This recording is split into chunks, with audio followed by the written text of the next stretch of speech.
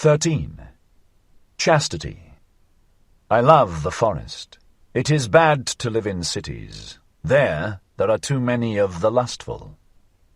After 2 discourses advising us to escape the hustle and bustle of city life and mass culture, Zarathustra continues on the same path.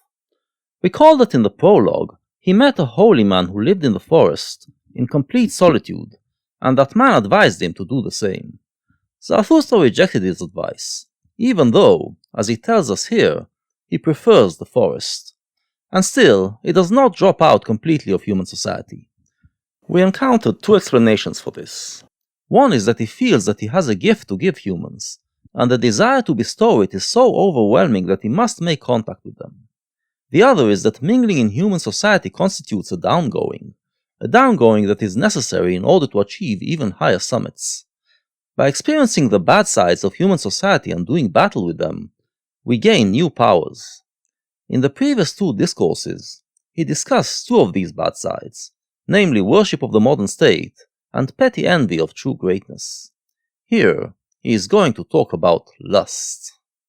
Is it not better to fall into the hands of a murderer than into the dreams of a lustful woman? And just look at these men. Their eyes saith it. They know nothing better on earth than to lie with a woman. Filth is at the bottom of their souls, and alas, if their filth hath still spirit in it. Would that ye were perfect, at least as animals, but to animals belongeth innocence. Zarathustra seems to be taking a rather Victorian stance on sexual lust, describing it as a degenerating force, which degrades the spirit. But, remember, he is also against the despisers of the human body, and regards sensuality as a positive thing. We need to read more to understand where exactly he stands on this issue. Do I counsel you to slay your instincts? I counsel you to innocence in your instincts. Do I counsel you to chastity? Chastity is a virtue with some, but with many almost a vice. These are continent, to be sure, but doggish lust looketh enviously out of all that they do. Even into the heights of their virtue and into their cold spirit doth this creature follow them with its discord. And how nicely can doggish lust beg for a piece of spirit when a piece of flesh is denied it. Those who despise the body believe that chastity is a virtue.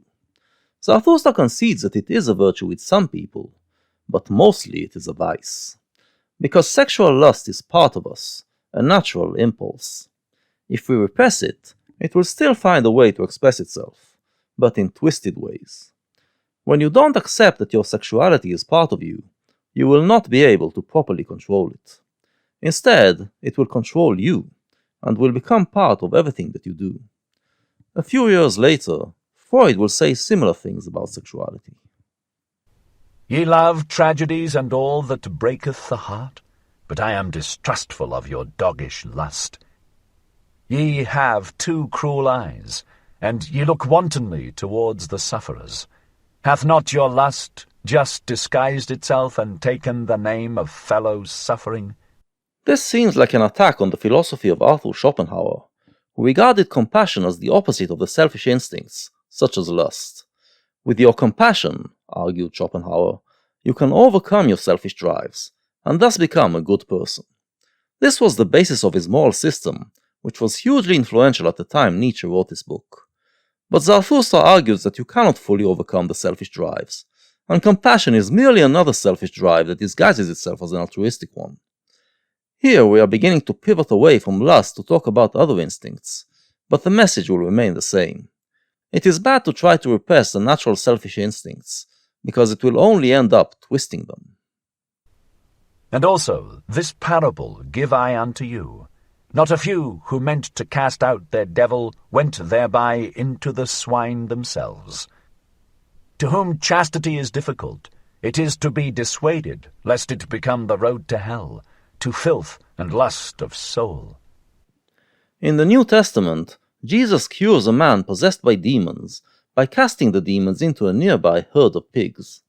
Zarathustra uses this story as an analogy to those who try to cast the selfish impulses away, not realizing that they are part of them.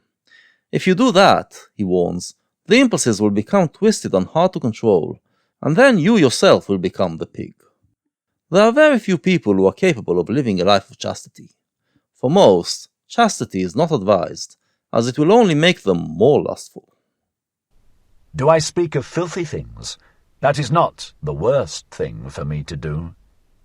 Not when the truth is filthy, but when it is shallow, doth the discerning one go unwillingly into its waters. In the discourse on the three metamorphoses, Zarathustra told us that one of the things we must learn in the camel stage is to go into foul water when it is the water of truth, and not disclaim cold frogs and hot toads. Here he lives up to what he preached. Most people, in Victorian times, would recoil from talking so candidly about sexual lusts. It was regarded as a filthy subject that would make the listeners uncomfortable. But Zarathustra is seeking knowledge, seeking to understand human psychology better, because that is the way that leads to surpassing man. Therefore, he goes into these waters as well. Verily, there are chaste ones from their very nature. They are gentler of heart, and laugh better and oftener than you. They laugh also at chastity and ask, What is chastity? Is chastity not folly? But the folly came unto us, and not we unto it. We offered that guest harbour and heart, now it dwelleth with us. Let it stay as long as it will. Thus spake Zarathustra. In closing, he assures us that there are people for whom chastity is a virtue. They are people who are prone to it by nature, and aren't driven so much by their desires. They can be recognized by the fact that they don't make their chastity into an ideal and a badge of honor. They simply live their lives according to their nature, and that is fine. But for the rest of us, chastity is not recommended.